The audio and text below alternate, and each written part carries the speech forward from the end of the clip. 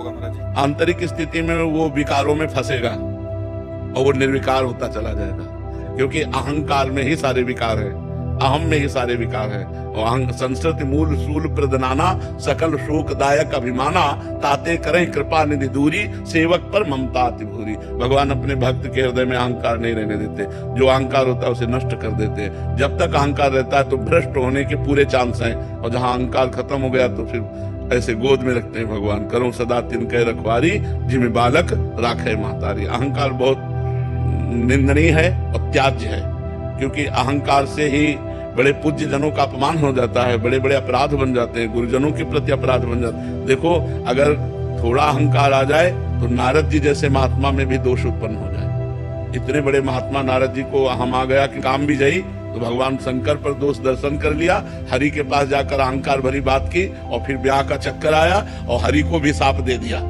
ले कितनी बड़ी विचित्र लीला हुई कि इतने बड़े अवतारी महात्मा को भी अहंकार ने नचनी नाच नचा दिया। केवल एक बात आ गई कि काम भी जयी हूं।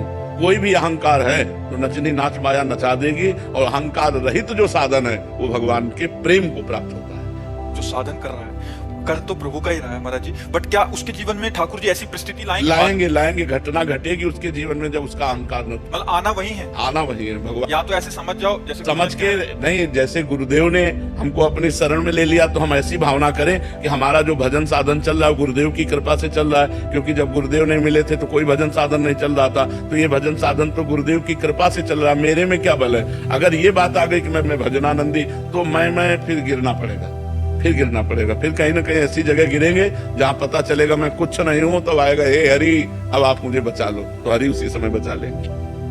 सत्या की रॉय जी, वेस्ट बंगाल से। राधे राधे महाराज जी। महाराज जी, मेरा प्रश्न है कि इस जीवन का अर्थ क्या है, मृत्यु के बाद क्या होता है, हमें मृत्यु के बाद भी क्या कर्म भोगना पड़ता है महाराज जी? हाँ बिल्कुल भोगना पड़ता है। कर्मों का भोग तो अनंत जन्मों से हम भोगते ही चले आ रहे हैं, लेकिन कर्म परंपरा बंद नहीं हो रही। अगर हमारे एक कर्म का फल मिलता है तो 100 कर्म हम और नवीन से बना लेते हैं, जिनको आगे हमें भोगना पड़े। देखो, एक ही कर्म का तो दंड मिलता है आजीवन कारावास। एक ही कर्म तो ऐसा बिगड़ जाता है कि आजीवन कारावास मिला, और हमारे 500 कर्म है, तो यहाँ जो भोगो इसके बाद नरक भोगो जाके। जिनको समाज में प्रकाशित नहीं किया गया, जिनका हमें दंड नहीं मिला, उन कर्मों का भोग हमको भोगना ही पड़ता है। जब शरीर केवल छूटता है, ये केवल शरीर छूटता है, आप और आपका सूक्ष्म शरीर और कारण शरीर, ये तीनों साथ होते हैं। नरक जाओगे यातना शरीर मिलेगा, देवलोक जाओगे देव शरीर मिलेगा। इन शरीरों से पाप और पुण्य का फल होकर फिर यहाँ सुअर, कुत्ता, गधा, पशु, पक्षी, क्या क्या 84 लाख योनियां हैं, उन योनियों में जाओ। विवेकवान केवल एक मनुष्य शरीर है, जिससे आप कर्म परंपरा को नष्ट करके भगवान को प्राप्त हो सकते हैं। वो भजन से होगा। शास्त्र स्वाध्याय, सत्संग, पापाचरण का त्याग, अपवित्र भोजन, अपवित्र पेय पदार्थ का त्याग और खूब नाम जप, इससे सारे पाप नष्ट हो जाएंगे और आपको भगवान की कृपा प्राप्त होगी। अगर इस जन्म में भगवत प्राप्त नहीं हुए तो अगला अच्छा जन्म मिलेगा, अच्छा वातावरण मिलेगा, और फिर भगवान की आराधना करके भगवान को प्राप्त हो जाएंगे।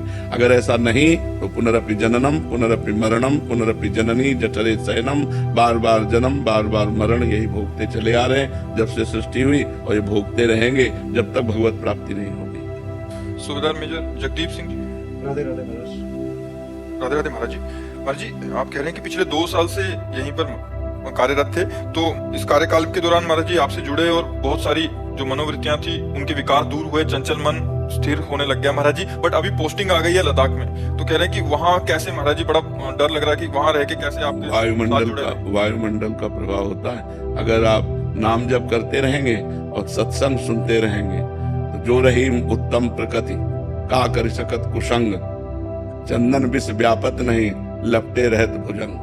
अगर आप नाम जप करते हैं और अपने धर्म से चलते हैं तो चाहे लद्दाख में नहीं, चाहे लंका में लग जाए आपकी ड्यूटी, तो भी कोई फर्क नहीं पड़ता। विभीषण जी लंका में थे और रावण के कार्यकाल में महान अत्याचार फैला हुआ था, तो उस समय भी उन्होंने विशुद्ध भक्ति की, ऐसी भक्ति की कि भगवान ने कहा तुम सारीखे संत प्रिय मोरे, धरो देह नहीं आन नहीं हो रे। आप जैसे संतों के लिए मैं अवतार धारण करता हूँ, भगवान ने विभीषण जी के लिए कहा है। तो आप नाम जप करते रहिए, और जहां तक हो सके आप सर्विस में हैं, आहार की पवित्रता पर जितना बन सके उतना ध्यान देते रहिए।